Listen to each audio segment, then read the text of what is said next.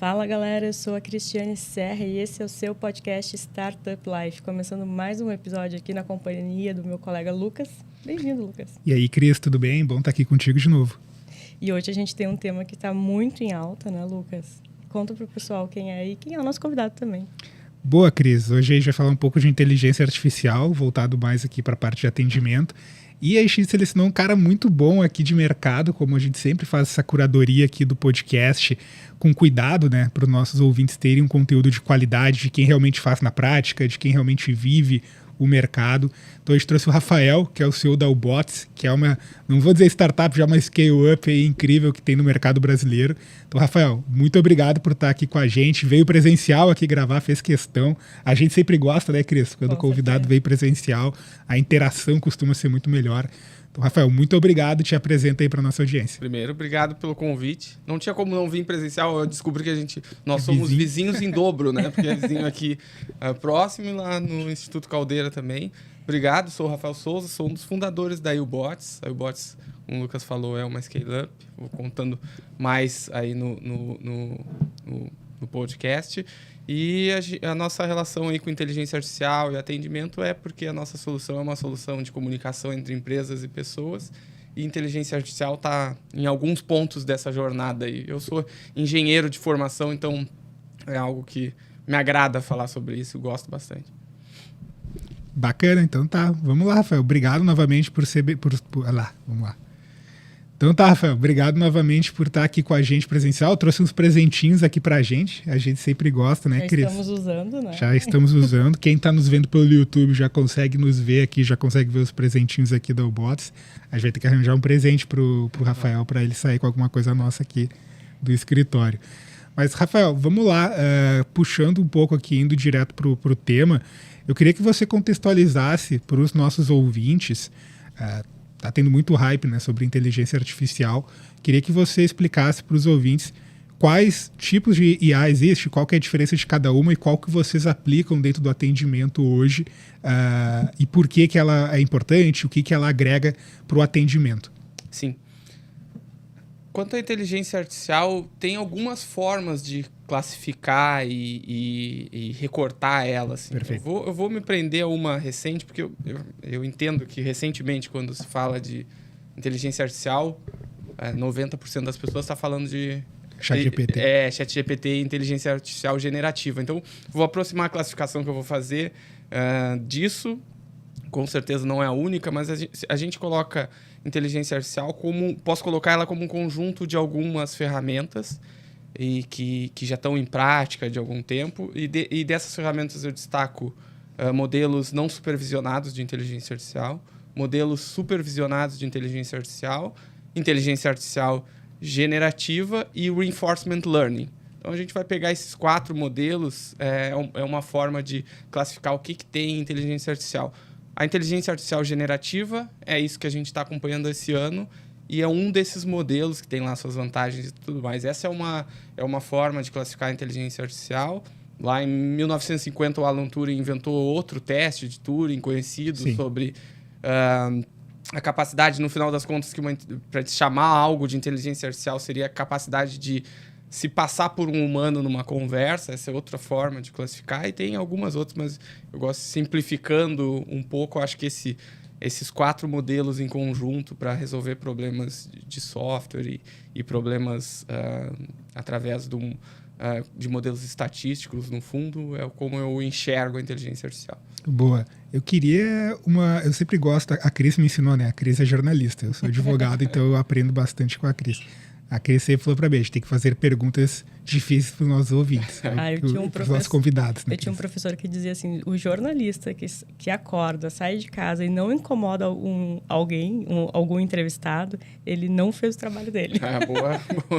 Bom indício aí do professor. Eu queria entender um pouco de ti, Rafael. Você falou ali, a inteligência artificial não é algo novo, né? Não é algo que surgiu esse ano na vida das pessoas. Eu queria que você comentasse para a gente, dando mais uma opinião sua mesmo, por que você acha que agora, nesses últimos anos, a inteligência artificial vem se tornando mais atrativa, vem sendo lançado mais soluções no mercado, algo que é a tecnologia do momento que está todo mundo utilizando, está todo mundo querendo usar, não sabe como. Queria que você explicasse para a gente, ou trouxesse na sua opinião, por que você acha que isso está acontecendo, sendo que não é uma solução que foi inventada agora? Se eu, respondendo em poucas palavras, ela está se tornando mais atrativa porque está chegando mais perto do nosso dia a dia. Ela tá resolvendo coisas que as pessoas podem tocar, como eu digo assim. Então, por isso ela é antiga e agora está se tornando atrativa. Fora isso, lançamento do ano do ChatGPT e a inteligência artificial generativa tem uma característica de uma pessoa, nós aqui, ligarmos o computador, celular e conversar com uma inteligência artificial, por assim dizer. Então, acho que ela está se tornando mais atrativa primariamente porque os usos estão chegando muito próximos das pessoas, que elas podem ver e tocar. Mas, assim, ela é antiga mesmo, de muito tempo, postulado em 1950, imagina, tem tempo disso. Mas na década passada, já, de 2010 a 2020, vamos cortar assim, ela já estava bastante presente no nosso dia a dia. Só que eu costumo chamar isso de modelo de indireção. Era indireto a forma que a gente estava... Embora ela já estivesse nos impactando. Há um tempo eu conversei com um amigo, a inteligência artificial já faz parte da tua vida quando tu liga o teu streaming, Netflix, Spotify, e ela está selecionando o que ou te indicando o que tu vai ver. Isso já acontece há bastante tempo. Sim. Mais antigo um pouco, a Amazon faz isso há bastante tempo, a tua tela inicial dos produtos selecionada Sim. por modelos de recomendação, que são modelos de inteligência artificial. Então, ela já está presente há bastante tempo, pelo menos uma década, vamos dizer assim, mas agora ela está começando a chegar mais próxima da gente. Então, agora não está escondido. Pô, mas será? Alguém técnico sabe que o Netflix escolhe os filmes por inteligência artificial? Mas a minha mãe, sei lá, ela poderia ter a noção de que, não, isso aqui aparece aleatoriamente todo dia ali e tal. Mas agora, com o ChatGPT e algumas coisas, a minha mãe, de novo usando exemplo, ela entende que ela está conversando com uma máquina ali, direto. Não tem que alguém explicar, puxa, isso é uma máquina? Talvez alguém tem que explicar, não é uma máquina mesmo, não é uma pessoa que está lá do outro lado. Então, para mim, o que está causando esse novo movimento é o fato de estar se aproximando mais de coisas do nosso dia a dia, assim, de coisas do nosso cotidiano. Acho que vem coisas do cotidiano mais próximas aí que vão tornar as pessoas mais entendidas do que a inteligência artificial. Esses dias estava no YouTube ali, eu não sei nem qual é a tecnologia, mas eu vi um robô ali que... Veio uma propaganda de um robô que se comporta como um cachorro. Com certeza utilizando vários modelos de inteligência artificial, mas é um robô para o consumidor, para quem quer, sei lá, quer para diversão. Ele tira fotos, coisas assim. Então, isso ninguém precisa explicar. A pessoa vai ver, vai usar, coisas do tipo. Os carros autônomos já tem lugar no mundo usando. Então, no dia que as pessoas começarem a olhar para o lado e ver que não tem um motorista, ou o motorista está sentado com as mãos para cima, isso começa a ficar mais... palpável é a palavra para as pessoas. Então, acho que isso começa a acontecer por causa disso. E aí, óbvio, tem o lançamento grande desse ano de uma tecnologia que realmente muda algumas coisas no jogo de inteligência artificial, de soluções de inteligência artificial. Então, acho que por isso esse movimento recente de inteligência artificial. Bacana. E para você, que é uma empresa que já trabalha com inteligência artificial, depois a gente vai querer ouvir um pouco mais aí da solução de vocês, do que é o Bots faz. A gente vem vivendo, né, pelo menos aí, fim de 2023, a gente percebeu isso nesse último ano, muito eu não gosto de usar a palavra inverno, porque eu não acredito que teve inverno de startup. Eu acho que realmente teve um momento ali de ajuste, mas não seria muito forçado chamar de inverno. A gente nunca fez tanta operação aqui dentro do escritório nesse ano, mas eu queria ouvir de ti se o mercado para vocês se tornou mais atrativo, até porque grandes empresas, grandes corpos começam a olhar para soluções como a da Bots. A gente tem grandes bancos, instituições financeiras que utilizam já a inteligência artificial na parte de atendimento. Queria que você comentasse para a gente como que foi para você, como que está sendo o mercado para vocês nesse momento, tendo esse boom aí do ChatGPT. Isso ajuda nos negócios, não ajudou? Ajuda sim. Eu acho que ajuda em alguns pontos simples, assim. Na parte comercial, algumas empresas e algumas instituições que tinham esse interesse mais de leve, quando sobe esse movimento, começam a olhar mais forte para isso. Então, gera mais negócios e tudo mais por um interesse gerado pelo ambiente. Isso não tem como esconder. Isso é um ponto que ajuda. Outra coisa ajuda porque é uma tecnologia nova que ajuda, de fato, a melhorar a solução de relacionamento com os clientes. Então, tem uma coisa nova que ajuda a trazer mais valor para os clientes. Esse é o segundo ponto. E ele é mais profundo, que é geração de valor mesmo. Então, o primeiro ponto é o ambiente, se torna mais pessoas falando sobre isso. Segundo, geração de valor. Aí o Bots, inclusive, ela nasce em 2016, num movimento muito parecido com o que tem agora. Se a gente retroceder em 2016, e até para exemplificar, porque é paralelo, eu trabalhava no Vale do Silício. O Facebook, agora a Meta, né, abriu a API do Messenger, que era o comunicador principal deles. O WhatsApp lá não era o principal comunicador. E a API do Messenger, tecnicamente, o que eles estavam deixando acontecer? Que software se comunicasse com pessoa através do aplicativo de mensagem. Lá isso virou um borbulhinho, caramba, muita coisa e tal. E todo mundo, à época, olhou os chatbots. Em 2016 era o hype. Caramba, chatbots, quem não lembra do IBM Watson e tudo mais. E aquele momento, eu escutava lá, comecei a olhar e tal, comecei a aprofundar, mas o que está acontecendo e tal.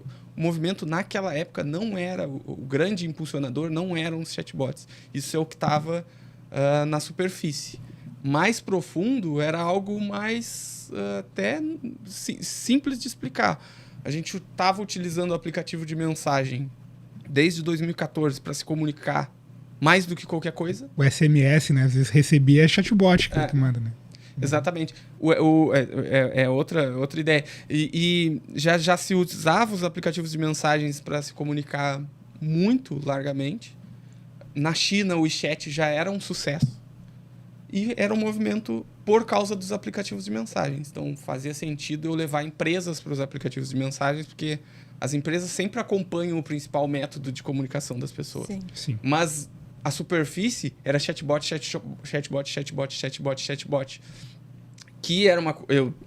Eu lembro quando eu comecei a usar computador, 2000, 2001, eu usava o Mirk, Brasnet, muita gente que estava ouvindo vai lembrar disso, e já tinha bot lá nos modelos que tinham em 2016. Nada muito melhor, nada muito pior, mas no mesmo modelo. Então, quando eu me deparei com isso, caramba, mas não tem nada de inteligência artificial realmente impactante. Aí a gente foi ver por baixo dos panos, o negócio era os aplicativos de mensagens. Então, isso para exemplificar. Mas naquela época, quando a Bots nasceu, uma empresa, imagina, pequenininha e tudo mais, muitas reuniões eram agendadas porque a empresa estava com interesse no Watson, no chatbot. E aí isso é interessante porque abre portas. Depois que abre porta, a gente sempre estava, mas olha só, isso é um pedaço de um jogo muito maior, que é a comunicação digital por aplicativos de mensagem.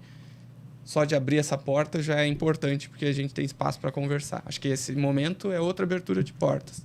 Vocês passaram pelo momento de educar também o seu público, né? Exatamente, porque o interesse no chatbot é ainda interessante, e muitas empresas precisam e vão precisar, e tem valor o chatbot, mas a gente na YouBots sempre tem a visão de que isso o chatbot é parte de um ecossistema maior. A AI generativa, no nossa aplicação, no nosso uso e no nosso ver, ela tem ganhos dentro de um ecossistema maior. Era isso que eu queria retomar, que você falou que a inteligência artificial ela impactou muito, revolucionou a forma de atendimento. Então, eu queria que a gente abordasse um pouquinho mais sobre isso. sobretudo sobre a IA generativa, né? Sim. Primeiro, quando eu falei ali sobre todas as 4 vertentes de AI ali, tem uma coisa que é importante deixar claro, que a inteligência artificial ela é uma ferramenta de uso geral. Isso é importante. Então, eu gosto de fazer um paralelo com o fogo ou com a energia elétrica. Ela é uma ferramenta de uso geral. E isso é importante deixar claro. Então, ela tem diversas aplicações. Aqui eu exemplifiquei algumas. Indicação de produto, indicação do próximo filme que tu vai ver, dirigir um carro e, ajudar médico, ajudar advogados. Cara, tem milhares de aplicações porque ela é uma ferramenta generalista. O fogo serve para a gente cozinhar, serve para nos aquecer, serve para fazer uma fogueira, queimar uma casa, coisas do estilo. Depois a gente fala da parte ruim, inclusive, que ferramentas generalistas podem causar. Partindo disso, a experiência do cliente ela pode ser impactada como diversas coisas podem ser impactadas na inteligência artificial. O que a gente entende que pode impactar na experiência do cliente com as marcas, principalmente? Primeiro, se olhar do lado das marcas, muitas, a gente tem cliente que faz 400 mil conversas por mês. Ele tem um problema de escala. Como eu converso com 400 ou 300 mil pessoas, 400 mil vezes no mês, de forma que seja rápido, eficiente e resolva o problema da pessoa. Sim. Isso é um problema de escala. A inteligência artificial é uma ótima ferramenta para resolver problemas de escala. O chatbot, ele é um software, uma inteligência artificial para resolver um problema de escala. Então, um chatbot consegue conversar com 400 mil pessoas simultaneamente, das 9 da manhã às 9 da noite, ou das 9 às 9 da manhã, sem descanso, sem reclamar, sem nada. Isso é um problema de escala que ele está resolvendo. A inteligência artificial generativa tem mais alguns problemas de escala que ela pode resolver, para além do chatbot, inclusive.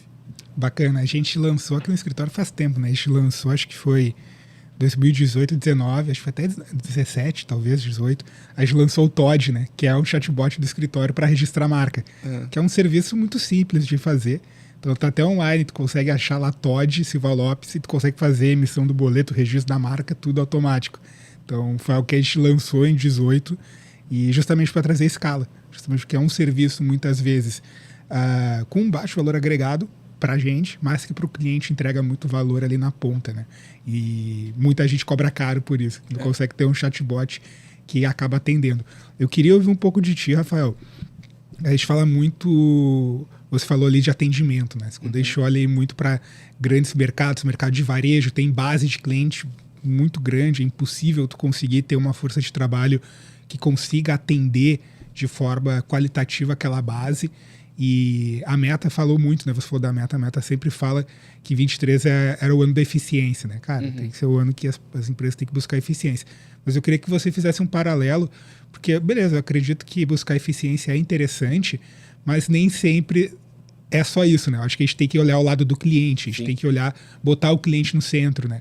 Eu queria que você falasse um pouco sobre as experiências que você vê no mercado das gerações que vêm interagindo com a inteligência artificial. Porque muitas vezes a utilização para o usuário, para mim, por exemplo, cara, eu não me importo. Eu não tenho problema nenhum com isso.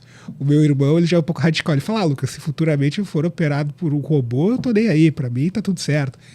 Mas são visões diferentes, né? Como que a marca pode trabalhar o seu público com essas visões diferentes, querendo utilizar a ferramenta? Como que faz esse trabalho de educação? Porque para uma pessoa que já é um pouco mais velha, um pouco mais nova, são comunicações diferentes, né? E como que a gente faz isso? Queria te ouvir um pouco. Sim. Primeiro, acho que assim, tu comentou bem, pelo lado da marca, ela pode estar olhando eficiência e tudo mais, mas nenhuma marca deveria desprezar a qualidade da sua entrega para o seu cliente. Isso não pode acontecer. Então, para o lado do cliente, a gente até sempre simplificou isso. Na parte de atendimento, mas eu vou além, na parte de atendimento, o cliente quer ter o problema resolvido. E ponto. Sim. Todo o resto é meio. Se um chatbot resolver o problema, ele vai estar bem avaliado. Se uma pessoa resolver o problema, ela vai estar bem avaliada. Se isso for por telefone, por aplicativo de mensagem, todo o restante é meio. Dado e resolver o problema rápido e de forma cômoda. Sim. Que é geralmente o que as marcas prometem quando vendem. Sim. Então, quando atende, é o cliente que é isso, cara, resolve o meu problema, ou não tenho problema, que é a melhor forma de resolver o problema, mas eu tive um problema, se eu vou resolver ele de forma cômoda, rápida e resolutiva, né, final, tá pronto. Aí, independente do meio, a avaliação vai ser ruim. O que aconteceu com as marcas e o que acontece com algumas marcas? É que elas começam a olhar para os processos internos e não para o cliente. Então, eu começo a olhar, eu quero ter a minha operação de atendimento eficiente. E aí, os meus indicadores, meus KPIs, são indicadores de eficiência da operação. E isso, via de regra, é indireto para o cliente. Tu pode ter bons indicadores de operação, como o custo da operação. Tempo de resposta. E no final do dia, o cliente não está tendo seus problemas resolvidos. Em geral, eu acho que o que criou esses grandes problemas foi olhar para dentro, para os processos, e não para o cliente. Como o Lucas falou, não trouxe o cliente para o centro. Esquece que no final do dia, o gerente de atendimento, que for, tem que resolver o problema do cliente. E o que aconteceu? No telefone, se olhou para transformar a URA numa forma que não leve para alguém atender. Porque Sim. a marca olha, puxa, se eu levar para alguém atender é caro, então se Sim. eu boto o 9, que é a última opção para falar com uma pessoa, quando dá eu escondo ainda o 9, boto atrás de outra. E tudo isso, eu acho que todo esse problema de comunicação entre as marcas e as pessoas, ela deriva desse olhar interno e não externo. Então, o primeiro ponto, tem que olhar para o cliente, os KPIs dele. Aí, o que a inteligência artificial ajuda? Personalização. Um chatbot, ele pode conversar com uma pessoa com AI generativo ou não, entendendo muito mais o problema dela, por poder fazer integração, por poder usar modelos distintos e tudo mais, e escala, porque a empresa, óbvio, ela não deveria olhar só para dentro, mas o problema de escala existe para quem tem muitos clientes. E o chatbot e a inteligência artificial pode ajudar ela a resolver isso de forma com qualidade. Então, esse eu acho que é o ponto que eu mencionaria. Não sei se responde a pergunta de forma objetiva ali, mas ampliando um pouco mais, a gente tem que lembrar que as marcas... Aí a parte da comodidade que eu falei. Sim. Hoje, por que o aplicativo de mensagens? Porque vocês ligam para as pessoas hoje em dia? Não. Eu ligo. Mas primeiro, tu não manda uma mensagem, posso te ligar? Isso. O aplicativo de mensagens é o cômodo para nós. Perfeito. No passado, mais para trás, sei lá, fax, carta. Sim. As empresas recebiam fax, recebiam carta. Telefone, atendia o telefone. E-mail, respondia um e-mail. Agora é aplicativo de mensagem. A gente gosta. Sim. Agora, se vai explicar isso, eu não acho que não é necessário. As marcas precisam estar lá. Então, essa é a parte de comodidade. Porque se eu estou vindo aqui para fazer o podcast com vocês, eu estou no Uber, é fácil eu pegar o WhatsApp ali e resolver um problema que eu tive o meu cartão de crédito. Mas, puxa, eu vou ligar e aí ter que falar a senha. Puxa, é cômodo. Então, aplicativo de mensagem para comodidade, inteligência artificial para personalização e escala. E lembrar que as marcas não só atendem, né? Elas vendem, elas se relacionam de diversas formas. Então, o atendimento é uma parte do que elas vão fazer por aplicativos de mensagem e inteligência artificial, mas tem toda a jornada de comunicação entre a pessoa e a marca que deve ser impactada. Um pouquinho antes da gente começar a gravar o podcast, eu justamente recebi uma mensagem no WhatsApp eu vou falar a marca, que vai que ela resolve nos patrocinar, né? Por favor. A Cobase me mandou: Cristiane, o antipulga que você geralmente compra está em promoção. Ou a outra também que sempre manda, por causa da medicação que é de recorrência, uma farmácia. Me manda sempre uma mensagem: tá acabando seu remédio, tá na hora de comprar de novo. Exato. Que utilidade é essa comunicação, né? Pelo aplicativo que tu gosta de utilizar, no momento necessário, né? Pô, lembrar essas coisas é bom ter alguém lembrando, né? A farmácia, inclusive, me lembra que eu tenho que comprar remédio. Perfeito. Não é em si um atendimento, dá pra gente pensar que isso é uma venda. Talvez para eles estejam olhando isso, será? Mas será que alguém não olhou? Puxa, que legal, que é um ganha-ganha, né, no final do dia. Então, isso vai além do atendimento e os aplicativos de mensagem. No Brasil, a gente está falando essencialmente do WhatsApp. Tem diversos casos de momentos que ele pode comunicar. Como é que a inteligência artificial generativa, talvez antecipando uma resposta, como é que a inteligência artificial generativa se linka a isso? Assim? Entre algumas coisas que ela é boa, ao meu ver, eu gosto de destacar algumas coisas ali. Sumarizar. Ela é boa de pegar grandes quantidades de texto e diminuir, mantendo a informação. Por falar isso na frente de jornalista, cara, será que eu estou errando? Mantendo o centro da informação, né? A informação em si, com o mínimo de perda possível. Ela é boa em inferir. Então, se eu jogar um texto para ela e fazer perguntas, ela consegue inferir o que aquele texto indica de resposta. Sumarizar e inferir. Ela é boa de expandir. Então, passar uma ideia central ali, ela conseguir ampliar isso. Isso que você falou, eu uso bastante, né? Para Lucas, fui redigir uma cláusula, por exemplo, para algum cliente. Toca para ela e pergunta: o que você entende sobre isso? Daí ela fala: eu entendo isso. Beleza, era exatamente isso que eu estava querendo dizer. Então eu uso muito para também fazer esse paralelo, né? Para conseguir, cara, será que eu estou me expressando?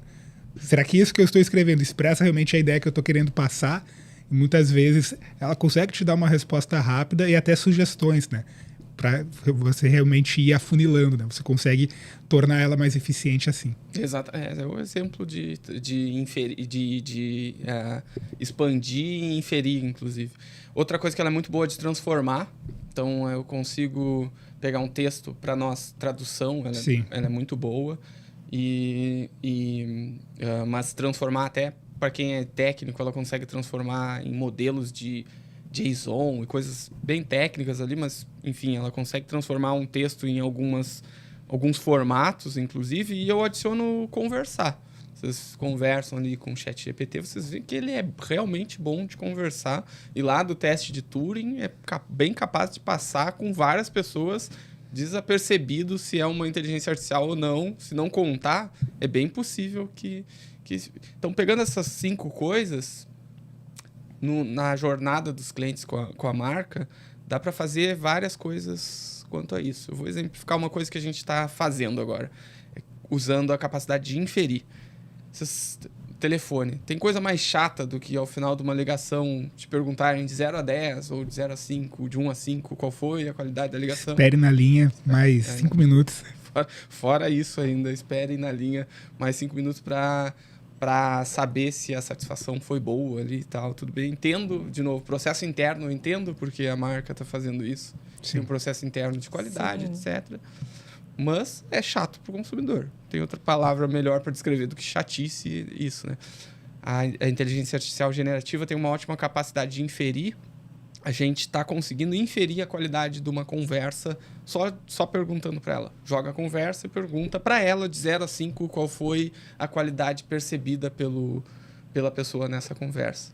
Isso é para além dos chatbots, mas é para dar uma noção de qualidade internamente para uma operação de atendimento, de vendas e tudo mais. Isso é uma capacidade de inferir que a gente está utilizando. Sumarizar...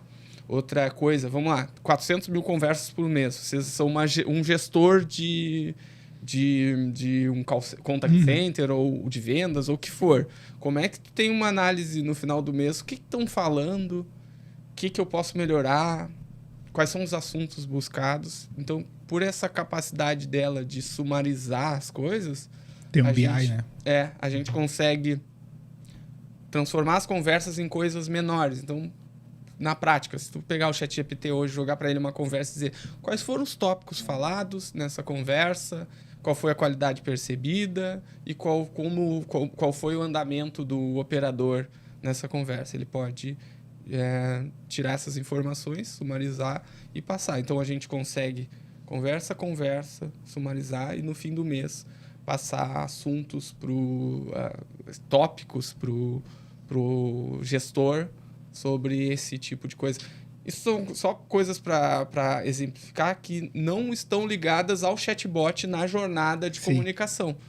Outra coisa, que eu acho que para mim sempre vai ser o melhor uso de inteligência artificial, que muita gente está chamando de copiloto, mas imagine, o chatbot entra para dar escala, tornar as coisas mais rápidas e personalizar o atendimento, né? Então, é mais rápido para todo mundo.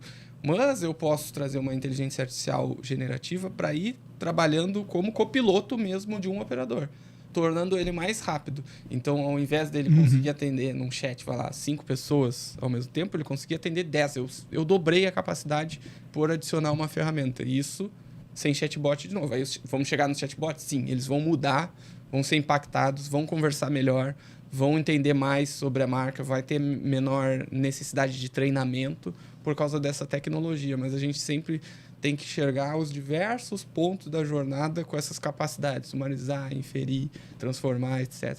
Uma ferramenta que eu utilizo, não vou lembrar o nome agora, até não vou fazer o jabá dela, que ela é americana, vamos valorizar aqui as soluções aqui do Brasil. Mas toda vez, uso prático, né? Você falou de Copilot. Toda vez que, por exemplo, a gente faz um onboarding aqui de algum novo cliente, sempre tem a reunião de kick-off, que é aquele momento de entrada ali do cliente, entender o que é represado, o que é urgente, as demandas dele. A gente deixa em Copilot também uma ferramenta na reunião e ela vai traduzindo, ela vai anotando tudo que as partes estão falando, quem falou mais, quem que não falou. Então, ela gera a lista para ti, a lista do kick-off, e depois, quando você termina a reunião, ela consegue, com a inteligência artificial, fazer um resumo.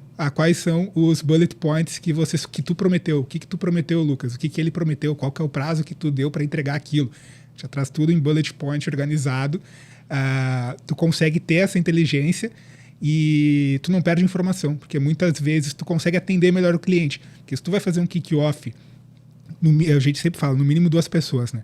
Uma para... Isso vem mudando agora com a inteligência artificial. Uma para fazer a ata, para pelo menos estar prestando atenção, não perder informação, e outra para estar atendendo de fato o cliente.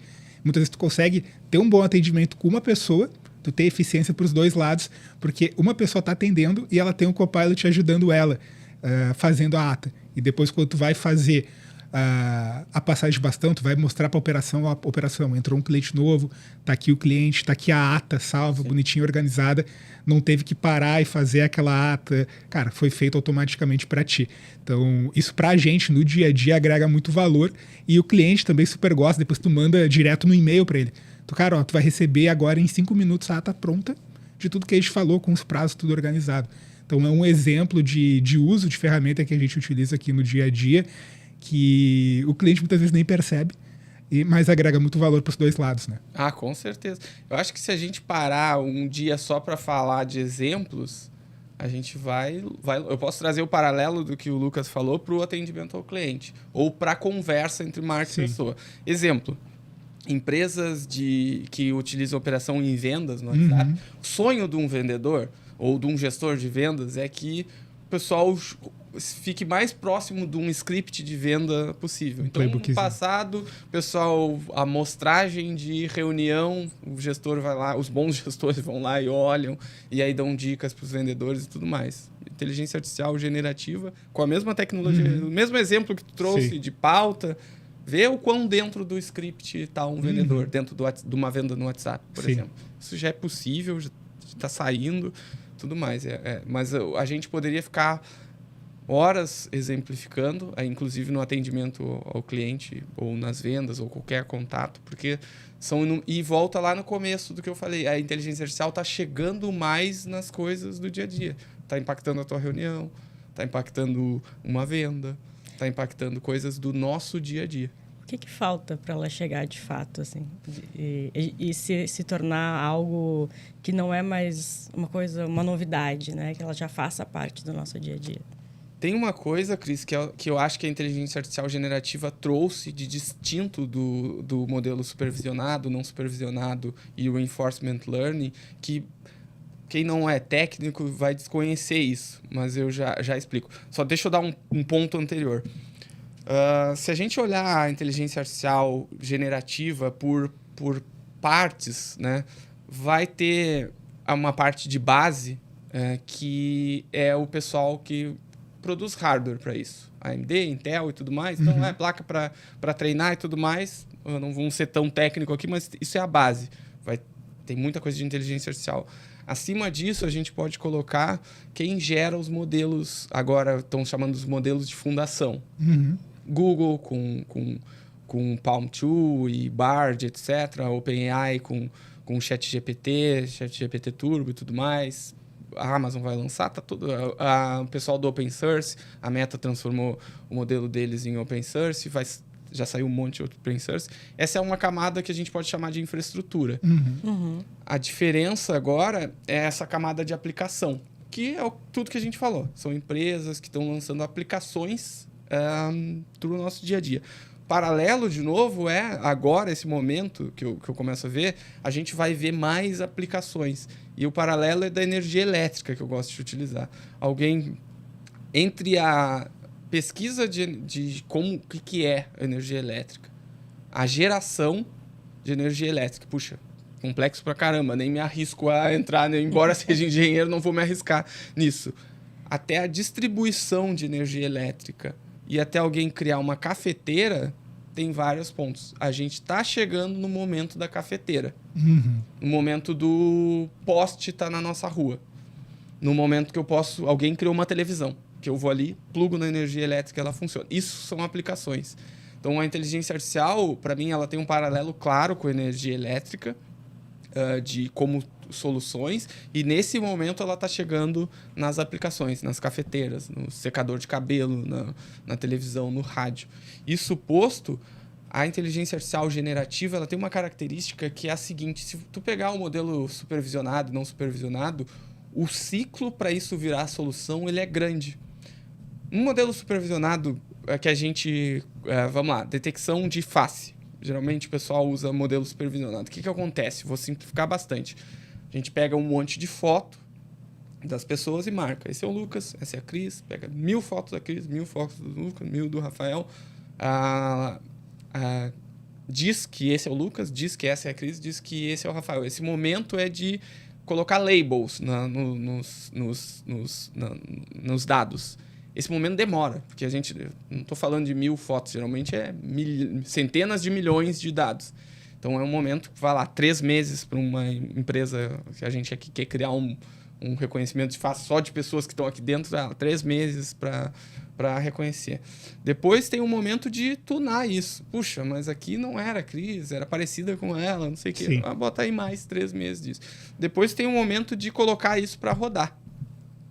Que aí é transformar isso ligar numa câmera para reconhecer a imagem, não sei o que, tudo mais. Esse é um ciclo, vamos lá, 9 meses, 1 ano, para lançar isso acontece com diversos modelos, Reinforcement Learning, embora eles estejam trabalhando para diminuir esse ciclo.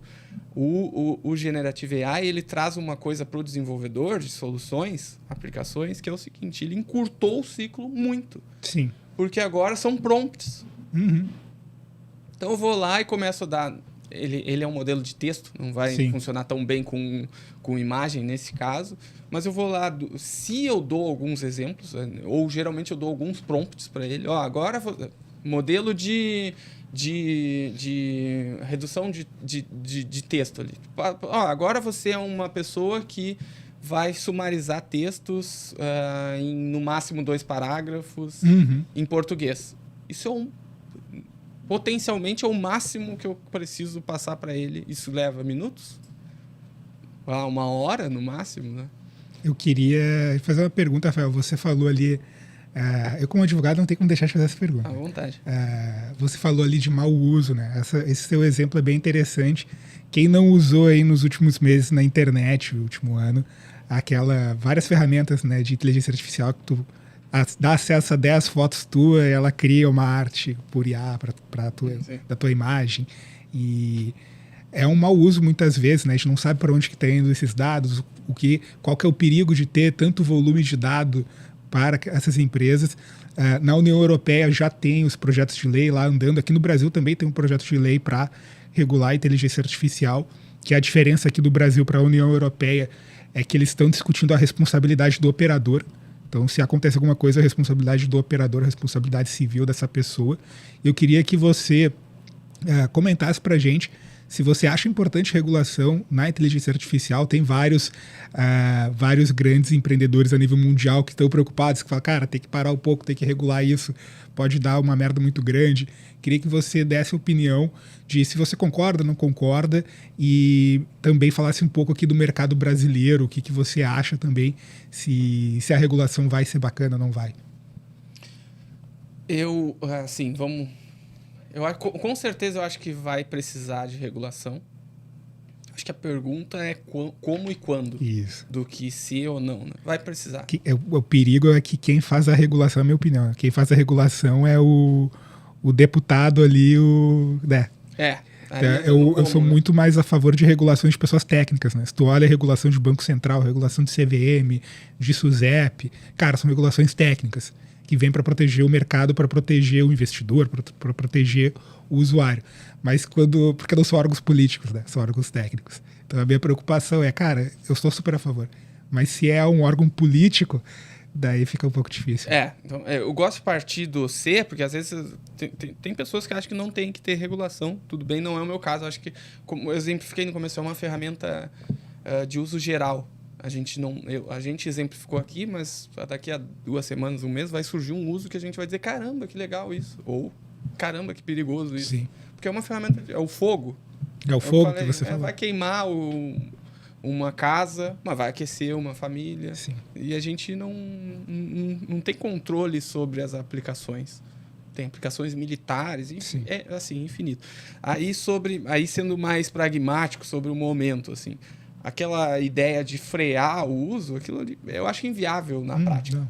Inviável. Primeiro porque logo após o lançamento, isso não é muito para fora do meio técnico, não se fala muito, mas logo após o lançamento do ChatGPT e tudo mais, vários modelos open source começaram a surgir.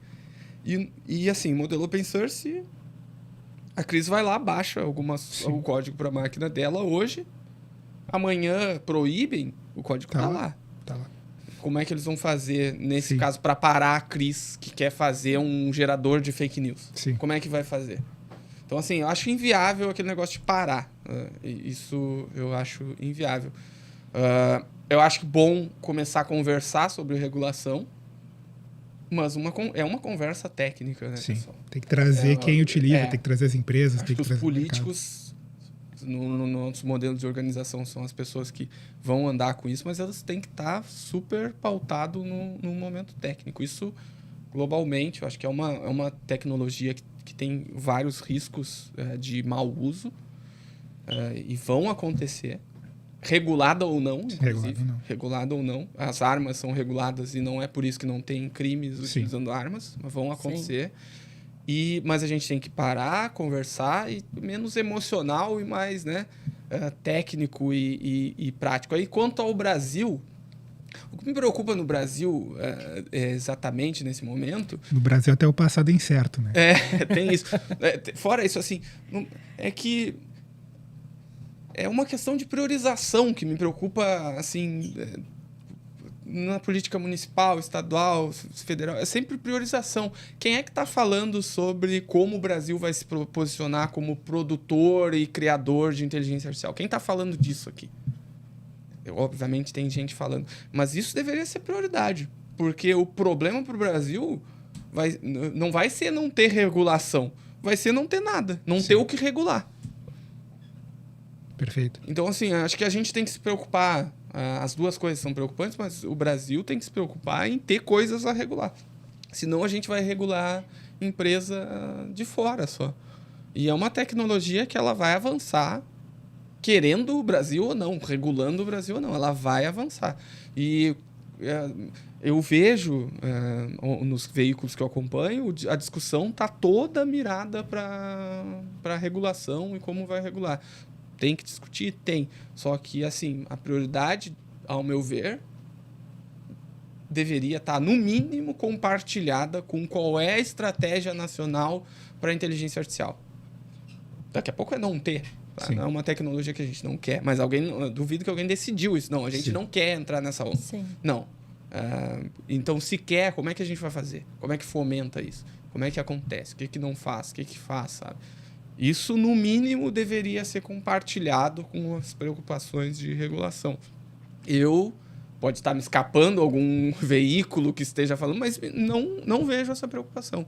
E isso me preocupa. Aí, conversar sobre regulação aqui,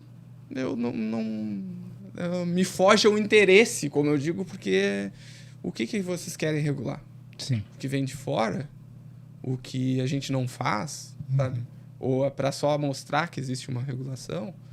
Então, acho que a gente deveria estar olhando no Brasil as duas coisas em paralelo, assim, no mínimo em paralelo, né?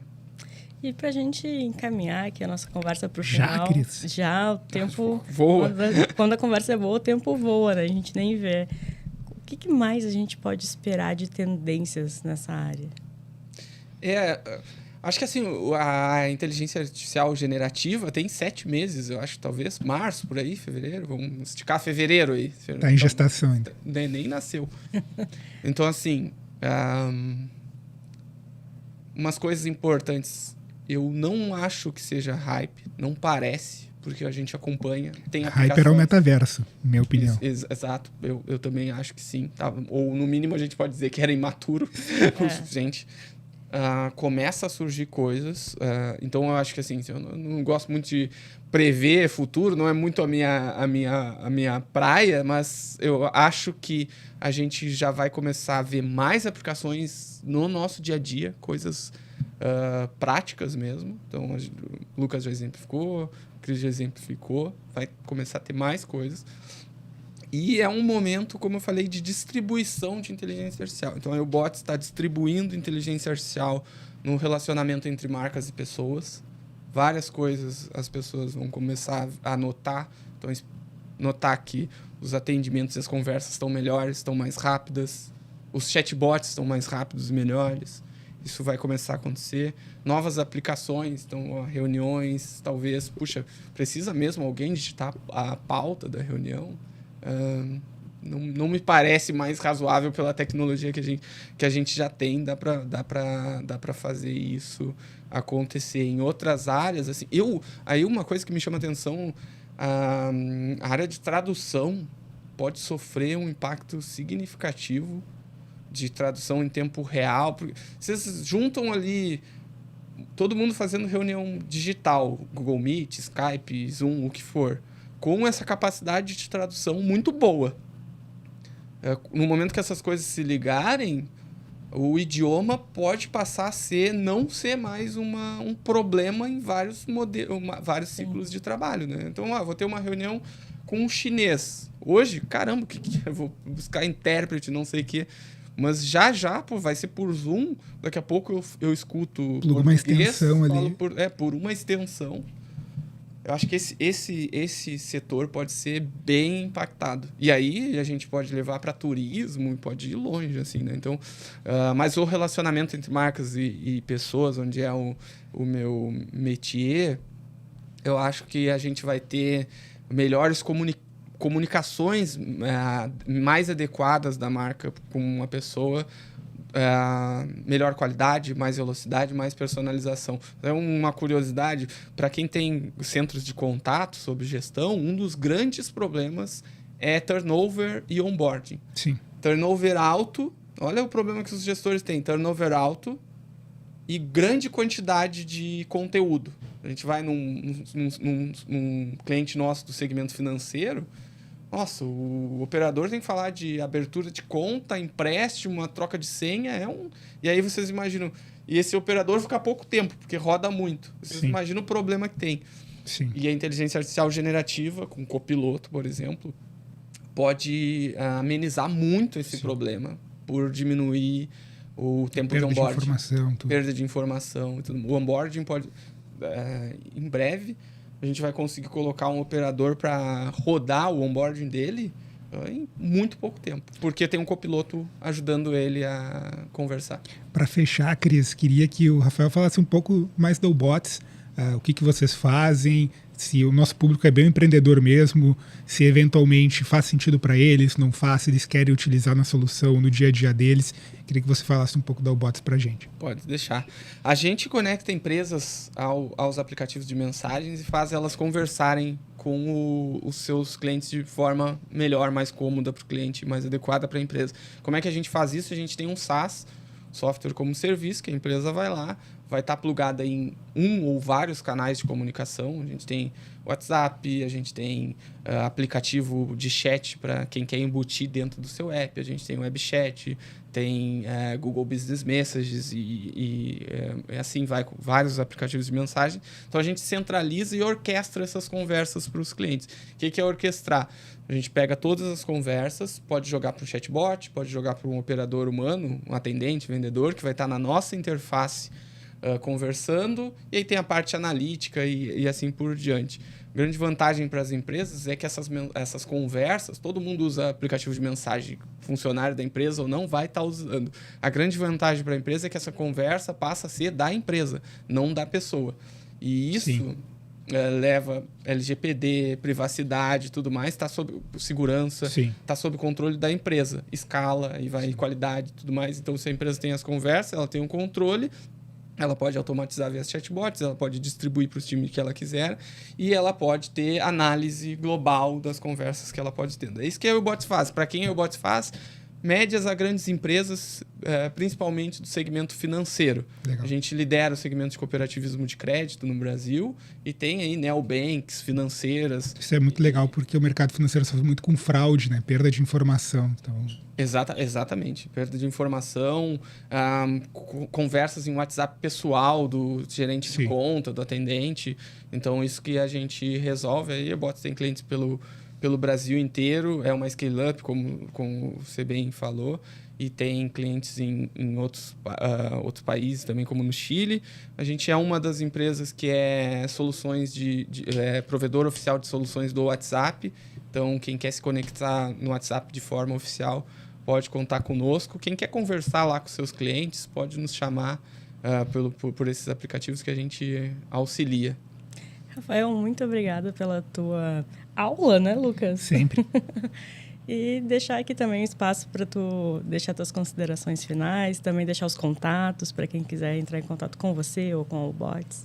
Perfeito. Primeiro, poxa, obrigado, adoro. Quando estava falando para vocês ali no começo, sou entusiasta de podcast, é um dos meios que eu uso bastante para aprender, leitura, podcast, eu acho que é algo...